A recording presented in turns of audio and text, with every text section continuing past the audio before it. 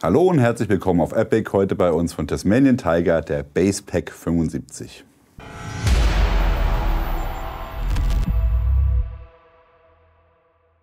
Endlich ist es wieder soweit, wir eröffnen die Tasmanian Tiger Saison 2024 mit dem ersten Produkt der neuen Produkte für 2024, dem Basepack 75. Der Bernhard und der Max haben auf der SHOT Show oder im SHOT Show Video in unserem Recap gesagt, Waffen sind unser Shit. Wenn hier die Rucksäcke auf dem Tisch stehen, dann fange ich das Grinsen an, denn Rucksäcke sind mein Shit. Das liebe ich total. Und mit dem Basepack 75 haben wir eigentlich schon mein persönliches Highlight von TT dieses Jahr abgefeuert. Kommen zwar auch noch ein paar andere richtig coole Sachen, aber mir persönlich gefällt der Basepack 75 am besten. Ja, aber gehen wir erstmal über die Details und Features. Macht euch auf ein langes Video gefasst, denn da kommen einige Informationen, die wir euch natürlich nicht vorenthalten wollen. Zunächst einmal für alle, die mit dem Begriff Basepack gar nichts anfangen können, verlinken wir euch hier am Ende dieses Videos nochmal den Basepack 52. Das ist quasi der kleine Bruder von diesem Rucksack. Wer jetzt denkt, dass Tasmanian Tiger da einfach nur den alten Rucksack genommen hat und den ein bisschen größer gemacht hat, der liegt nicht ganz richtig, denn da wurden natürlich auch noch ein paar andere Sachen verbessert, hinzugefügt und abgeändert, passend natürlich auch zur größeren Größe. Aber prinzipiell ist es natürlich erstmal richtig. Basepack 75, der Name implementiert es bereits im Vergleich zum Vorgänger Basepack 52. Der hatte 52 Liter, war auf 65 Liter erweiterbar durch einen Rolltopfverschluss. Und hier haben wir jetzt den Basepack 75, 75 Liter in der Grundgröße, so wie er hier steht, und erweiterbar mit Rolltopfverschluss auf 90 Liter. Also ordentlich Volumen, perfekt auch eben als Overnighter für 2-3 Nächte und dann halt auch Sommer-Winter-Setup realisierbar durch den Rolltopfverschluss. Meiner Meinung nach die coolsten Rucksäcke von TT, auch wenn das jetzt vielleicht blöd ist, weil ihr vielleicht den Millops Pack cooler findet oder was weiß ich, aber zum Glück sind ja Geschmäcker verschieden und bei mir ist der Basepack der Pack to go von Tasmanian Tiger. Gut, also was haben wir hier sonst noch so an Spezifikationen? Den Rucksack gibt es wie immer in Schwarz, Oliv und Coyote. Darüber hinaus, wie hier zu sehen, im Steingrau Oliv IRR beschichtet. Für die Bundeswehr TL passend nach 83050281 IRR 650 bis 1250 Nanometer, 10 bis 42% IR-Reduktion. Da haben wir für euch auch hier einen kleinen Take gemacht. Kommen wir zu den Abmessungen. Von den Abmessungen her hat TT uns hier einen Rucksack beschert, der in dieser Ausstattung, so wie er jetzt grundgepackt ist, 77 cm in der Höhe hat, 38 cm in der Breite und 26 cm in der Tiefe. Ein Leergewicht von 3,1 Kilo bringt er auf die Waage. Das ist natürlich zum einen dem guten Tragesystem geschuldet und zum anderen natürlich auch einfach den Features oder den vielen Features, viele Features, wie der Hannes sagen würde, die hier untergebracht worden sind. Beim Material setzt Tasmanian Tiger wie immer auf 700D Cordura, auch bei der IRR-Version. Also da hat man so den richtigen Sweet Spot gefunden zwischen 1000D Cordura, was eindeutig zu schwer ist, zwar unzerstörbar, aber eben halt deutlich zu schwer, und zwischen 500D Cordura, das viele amerikanische Firmen nutzen, das natürlich deutlich leichter ist, aber eben halt dann auch ein bisschen anfälliger. 700D ist genauso da der Zwischenweg dazwischen, um eben auch die Robustheit auf lange Zeit zu gewährleisten. Dann würde ich sagen, schauen wir uns als allererstes mal das Tragesystem an und gehen dann einmal über die Features auf der Außenseite und dann arbeiten wir uns nach innen vor. Wir starten mit dem Tragesystem. Das ist ein V2-Tragesystem. Wer den ersten Rucksack oder den Basepack 52 kennt, der wird wissen, der Basepack 52 hat das V2 Plus Tragesystem. Das heißt, hier ist ein etwas anderes Tragesystem im Einsatz, nur in Anführungszeichen ein V2, wobei das V2 von der Lastenübertragung für höhere Gewichte ausgelegt ist als das V2 Plus. Hier hat man nämlich nochmal zusätzlich neben den Alustreben im Inneren hier diese GFK-Streben, die man hier am Beckengurt sieht. Die zeigen wir euch nochmal im Detail nachher. Aber dass ihr es schon mal jetzt gehört habt. Ansonsten nichts Neues im Westen. Wir haben hier die typischen dicken offenporigen Meshpolster, die Tasmanian Tiger immer verwendet. Natürlich auch immer schön am Rand und in der Hüftgegend platziert, um eben halt auch Luftzirkulation dazwischen zu gewährleisten. Das gleiche gilt für die Schulterträger, mindestens 1,5 Zentimeter Dicke, schön breit. So wollen wir das, so finden wir das gut.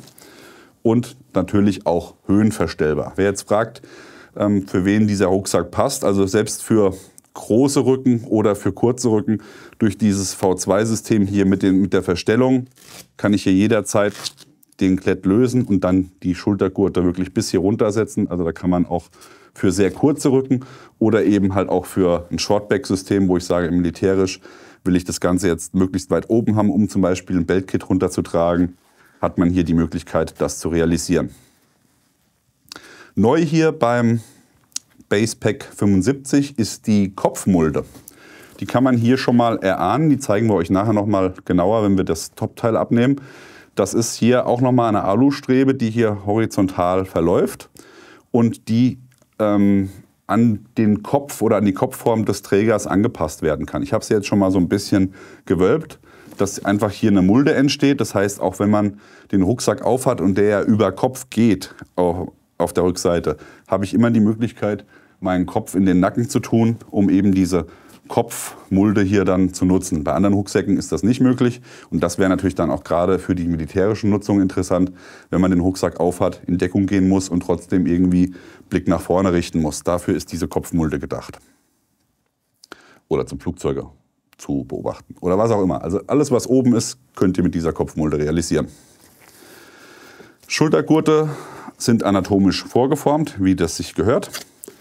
Dann haben wir hier D-Ringe, wir haben hier Gurtband, wir haben einen höhenverstellbaren Brustgurt, wir haben hier, du bleibst schön da oben, wir haben hier eine Verstellung in Form einer Leiterschnalle, also kein Schnellabwurfsystem mit Fastex, sondern einfache Leiterschnalle. Und natürlich haben wir auch einen Lastenkontrollriemen auf jeder Seite, wie sich das gehört. Und der ist auch versetzbar. Das macht natürlich auch durchaus Sinn. Gerade auch, wenn man hier mit den verschiedenen Höhen arbeiten muss. Also ich sag mal, wenn ich die Schulterträger hier tiefer setzen muss. Oder eben auch sage, ich möchte vielleicht die Lastenkontrollriemen hier oben anbringen. Hier habe ich diese Schnellverschlüsse von TT mit einer Feder gespannt. Die kann ich dann einmal zusammendrücken. Ist immer so ein bisschen blöd, das hier seitlich zu machen. Und dann kann ich hier den Lastenkontrollriemen zum Beispiel auch hier oben mit einhängen, wenn ich das wirklich möchte, um den Rucksack von ganz oben heranzuziehen. Und dann sind hier auch noch mal weitere Laschen vorhanden.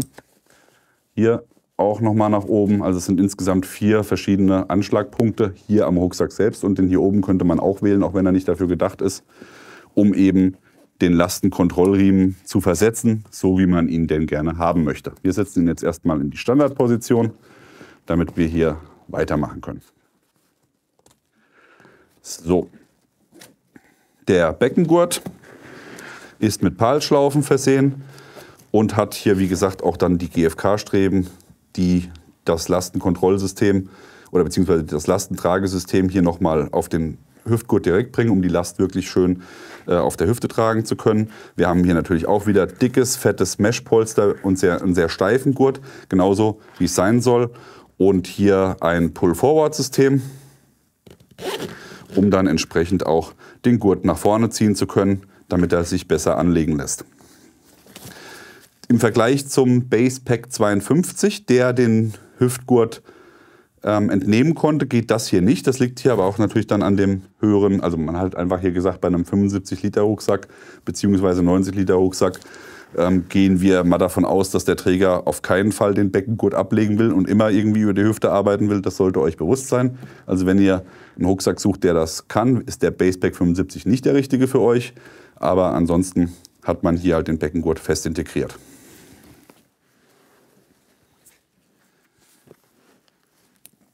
Gut, dann auf zu den einigen vielen Features. Wir haben hier auf der Front beziehungsweise auch auf den Seiten komplett PALS-Schlaufen über das ganze System. Das heißt, ihr seid super modular und könnt mit den TT-Pouches an den Seiten arbeiten. Ihr könnt vorne noch eine draufpacken. Also wenn euch die 75 Liter beziehungsweise 90 Liter nicht reichen, könnt ihr auf jeden Fall das Ganze noch entsprechend upgraden. Ihr habt hier 2 Glättfelder für Patches, hinten und vorne jeweils einen Haltegriff, um den Rucksack auch mal anheben zu können. PAL-Schlaufen bis unten hin. Dann habt ihr hier 2 Halterungen für eure Trekkingstöcke oder eben halt auch für einen Eispickel oder sonstiges Werkzeug. Ihr habt das Topfach, das abnehmbar ist. Das zeigen wir euch gleich dann, wenn es ans Innere geht. Und ihr habt ein separat getrenntes Schlafsackfach, das hier auch nochmal über 2 Kompressionsriemen verfügt. Hier nochmal Schlaufen zum Einhängen von Ausrüstung oder Karabinern. Und hier die Fortführung der Kompressionsriemen des Schlafsacksfachs, die man natürlich dann auch nutzen kann, zum Beispiel um eine Isomatte von unten zu befestigen.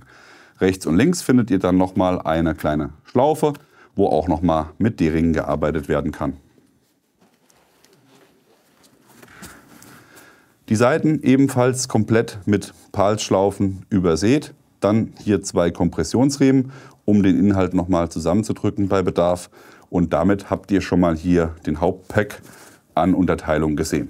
Kommen wir zum Topfach. Das nehmen wir am besten mal komplett ab, um euch das einmal im Detail zu zeigen. Noch eins vorab, und zwar, wenn ihr zum Beispiel den Pack überladen wollt mit der Rolltop-Funktion, könnt ihr natürlich auch das Topfach noch bedingt weiter nutzen. Das geht wahrscheinlich sogar, ich habe es jetzt noch nicht ausprobiert, aber man kann natürlich hier die Schlaufen lösen und dann das Ganze natürlich auch auf der Rückseite. Und dann hätte ich eben die Möglichkeit, das Topfach auch noch weiter oben zu nutzen. Ne? Also das heißt, ich kann das wirklich in der Höhe noch ausstellen. Bedeutet, ihr könnt entweder Rolltop eben abschließen und zum Beispiel die Isomatte darunter packen ohne Probleme. Oder aber ihr packt das Rolltop höher und setzt dann trotzdem noch das Topteil oben drauf. Also da habt ihr wirklich massiv Raum noch von den Gurten nach oben, um damit spielen zu können. Da hat euch TT wirklich alle Optionen offen gelassen. Wir wollen jetzt aber einmal das Topteil komplett entfernen, damit ihr auch mal seht, wie das Ganze ohne kommt.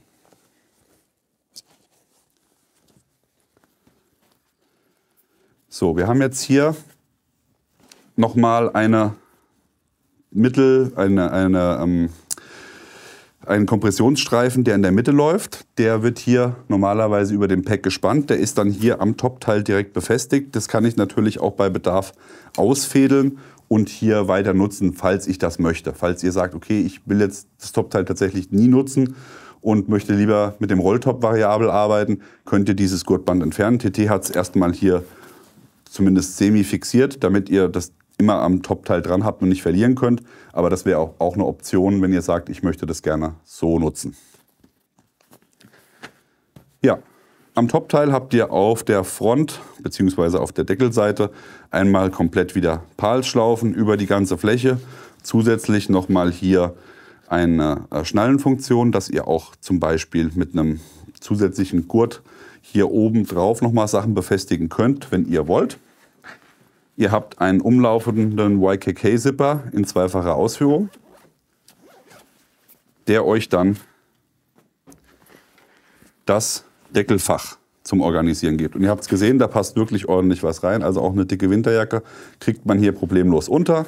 Und für den Bedarf ist hier auch noch ein Karabiner, um Gegenstände zu sichern. Auch auf der Innenseite gibt es nochmal ein Fach. Das ist das typische Erste-Hilfe-Fach von Tasmanian Tiger. Das findet man in vielen Rucksäcken, ist dann auch entsprechend gekennzeichnet.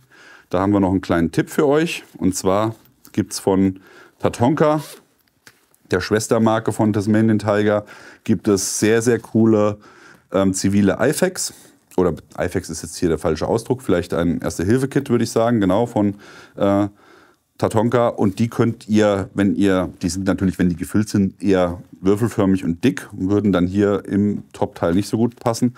Aber die kann man natürlich auch offen transportieren, indem ihr dann einfach, je nachdem, wo ihr mehr Schutz haben wollt, die eine Seite nach oben oder nach unten. Und dann habt ihr die hier drin in diesem Fach und dann ist es auch schön gleichmäßig verteilt und die Größe des Fachs optimal ausgenutzt. Könnt natürlich auch andere Dinge nutzen, aber das wäre so die empfohlene Trageweise. So, und dann seht ihr hier oben auch schon den Rolltop-Verschluss, der hier auch mit einer männlich-weiblichen Fastex-Schnalle realisiert worden ist.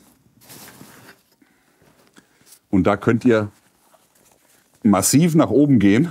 Also das sind sicher nochmal 30 cm, 40 cm würde ich sagen, ja, ungefähr, die man das Ganze nochmal nach oben bringen kann. Der Rolltop, Die Rolltop-Innenseite ist natürlich gummiert, also auch da ist die Wasserdichtigkeit oder beziehungsweise das wasserabweisende Material ist gegeben, um dann auch den Rucksack eben ohne das Topteil nutzen zu können und sich gleich Sorgen zu machen, dass alles fitschefadennass wird. Ja. Wir werden oft gefragt, ist der Rucksack wasserdicht oder sind die Rucksäcke wasserdicht von Tasmanian Tiger? Nein, sind sie nicht. Es ist normales Gudura, aber es ist natürlich hier eine Beschichtung auf der Innenseite, eine Gummierung und man braucht dann wirklich schon langen Dauerregen, dass das Material auf der Innenseite oder die Ausrüstung, dass die wirklich nass wird. Aber es kann passieren und von daher empfehlen wir auch immer, mit Packsäcken zu arbeiten oder aber natürlich auch mit Müllsäcken. Das tut's auch.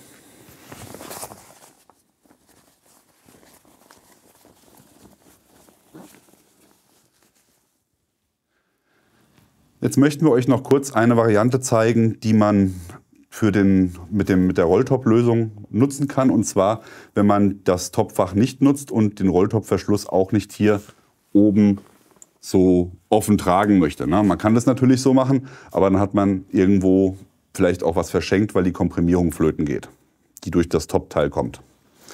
Ihr habt hier mit im Lieferumfang enthalten, nämlich nochmal 2 Gurte, ebenfalls mit dem passenden Stecker. Und diesen Gurt würdet ihr jetzt einfach mit der Leiterschnalle hier in das Mollesystem einhängen, um dann die Kompression nach unten zu realisieren. Ich mache das mal kurz in der Vorbereitung für euch und dann zeigen wir euch, wie das Ganze funktioniert. Wir stecken das hier einfach einmal durch und dann kann man das hier schon einhängen.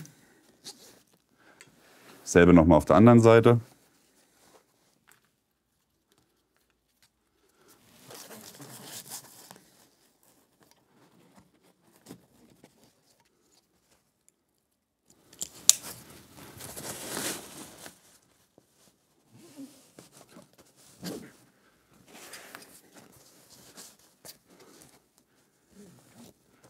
So, und dann seht ihr, kann man das richtig schön ranziehen an den Rucksack, um das eben nach unten zu komprimieren. Für alle, die sich jetzt fragen, was passiert hier mit den Schlaufen hier vorne, die vom Topfach sind, die sind genauso, wie ich eben hier die zusätzlichen Seitenteile eingehängt habe, lassen sich die hier natürlich auch nochmal entfernen. Das müsst ihr natürlich jetzt ausfädeln. Da habe ich jetzt keine Lust zu, aber das ist auf jeden Fall so, dass ihr das komplett entfernen könnt und dann komplett auch clean seid auf der Front. Schauen wir uns zuerst vom Hauptfach den unteren Eingang an, das Schlafsackfach. Dazu öffne ich hier die beiden Kompressionsriemen, den doppelten YKK-Zipper, der übrigens auch schön unter einer Abdeckung verdeckt ist. Also das heißt, da müsst ihr euch keine Sorgen machen, dass der Reißverschluss exponiert von Dreck ist. Und dann habe ich hier den Zugriff auf das Schlafsackfach. Das Schöne ist jetzt hierbei, dass das Schlafsackfach eben nicht nur ein reines Schlafsackfach ist, sondern auch als Volumenerweiterung des ganzen Packs genutzt werden kann. Ich habe hier nochmal innen einen Reißverschluss, den ich öffnen kann.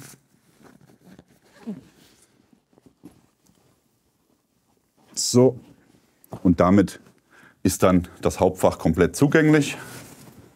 Das heißt, wir holen mal raus, was wir hier an Füllmaterial reingepackt haben.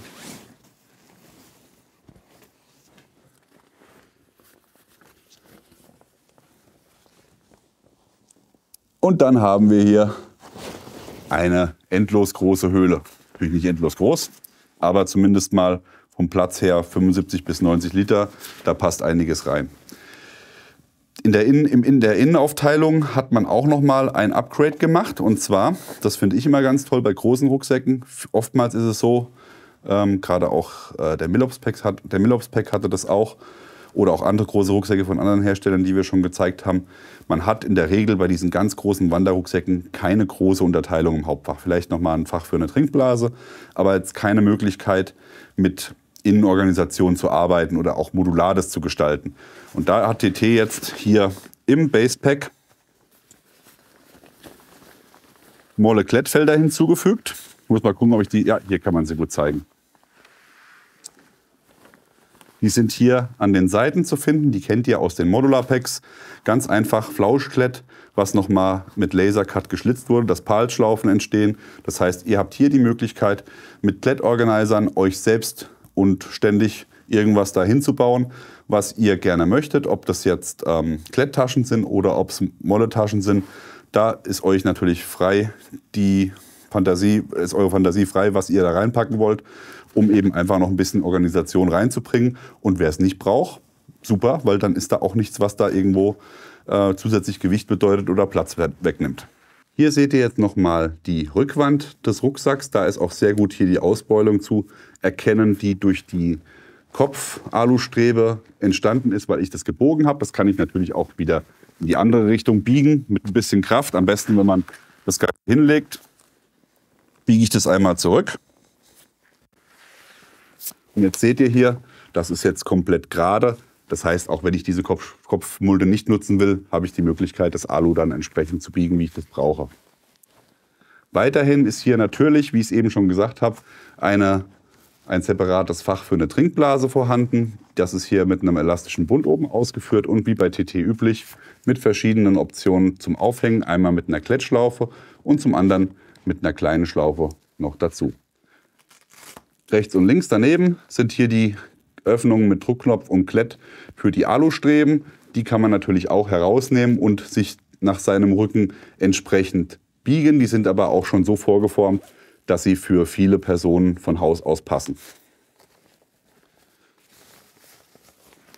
Für das Trinksystem gibt es hier rechts und links nochmal Durchlässe, um hier dann auch entsprechend den Schlauch führen zu können. Das heißt, da seid ihr auch nicht gebunden, ob ihr rechts oder links wollt, sondern habt die Möglichkeit, es entweder in beide Richtungen zu machen oder ihr nutzt 2 Trinkblasen in dem Fach, da ist genügend Platz, um da eben halt auch 2 Trinkblasen unterzubringen und führt zu beiden gleichzeitig raus. Ich habe es ja schon in der Anmoderation gesagt, der Basepack 75 wird mein Highlight für dieses Jahr von Tasmanian Tiger. Ich kann euch auch schon mal anteasern, wir werden ja alle Produkte, die dieses Jahr neu sind, hier bei uns auf dem Kanal auch nochmal im Detail vorstellen.